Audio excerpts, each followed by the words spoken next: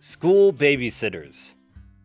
Ryuichi and Kotaro, two siblings, are invited to be taken in by the principal of Morinomiya Academy. After both of them are orphaned due to the untimely demise of their parents in a plane crash. As they visit the school chairwoman, she immediately yells that give and take is the law of the world.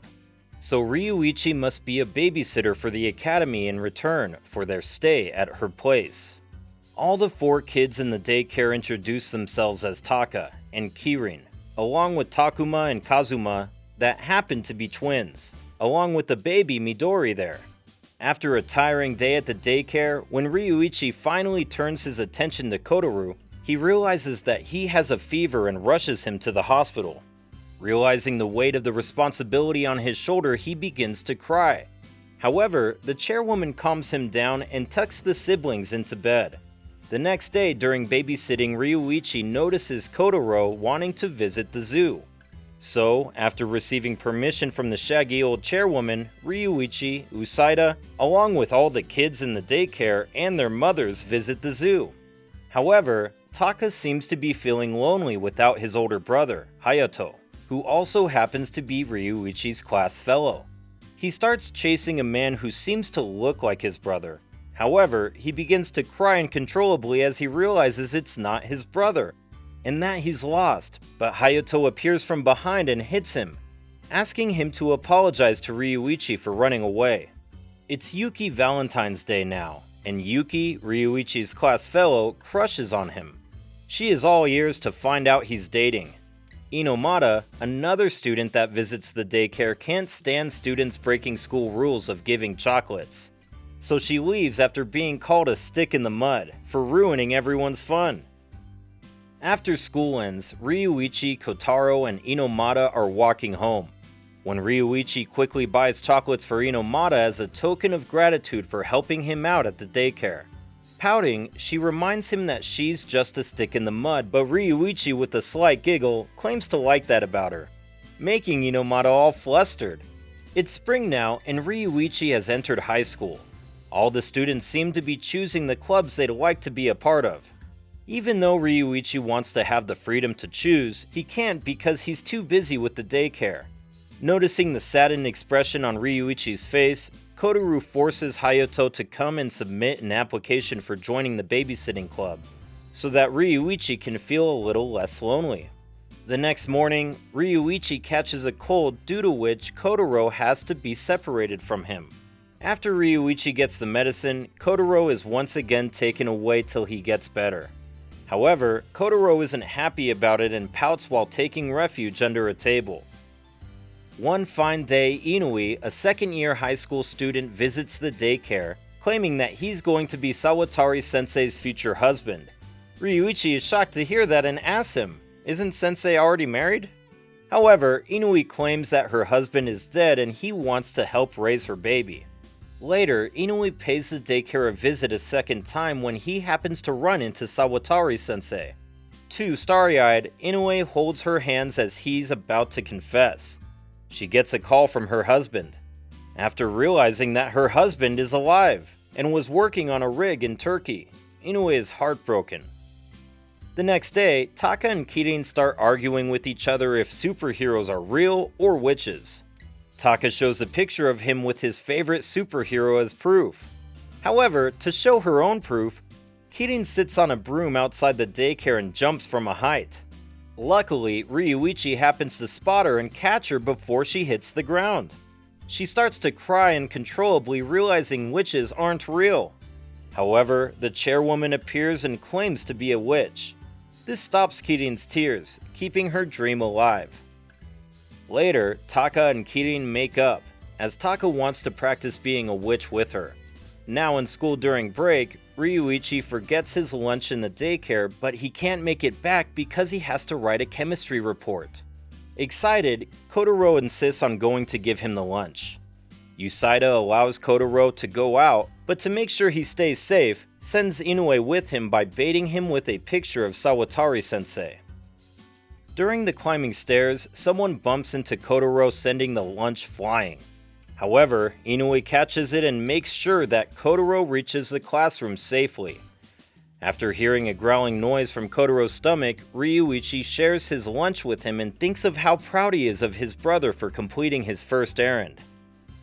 After a long day at school, Ryuichi finds a love letter in his locker. Even though he tries not to let anyone read it, a friend of his snatches it from his hands and reads it out loud. Both Inomata and Yuki are stunned to hear it, while Ryuichi on the other hand is flustered and lost all day long, wondering what he should do tomorrow morning. Should he decline or start dating? The next morning, when he's walking with Kotaro to school, he happens to lose sight of him since he is too lost in his thoughts. While searching for Kotaro, he happens to run into Inomata and Yuki, as both of them are coming to school early due to being worried if their crush, Ryuichi, will accept the proposal or not.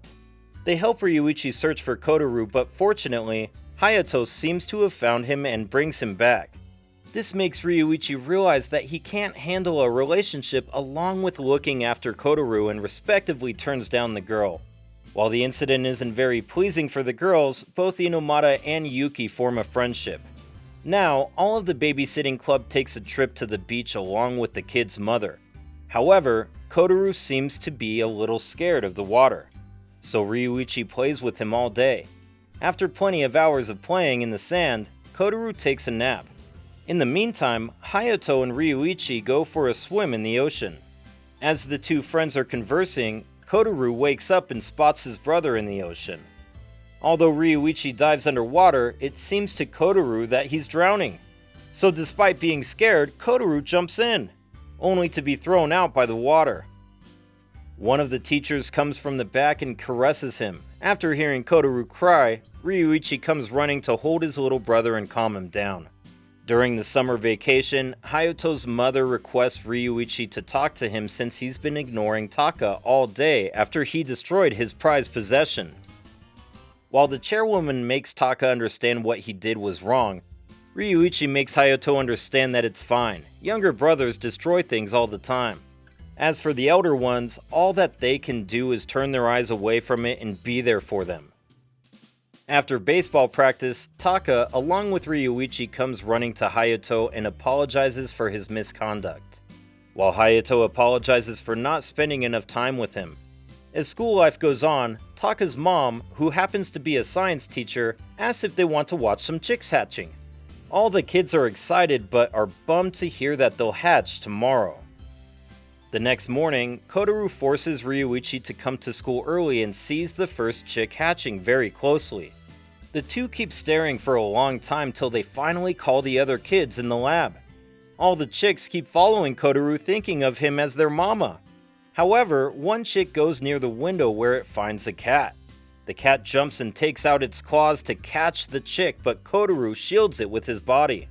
Just as Kotaro is about to get scratched, Hayato catches the cat in midair and lets it run away. Ryuichi comes and hugs Kotaro, thinking that he's proud of him for trying to protect the chick.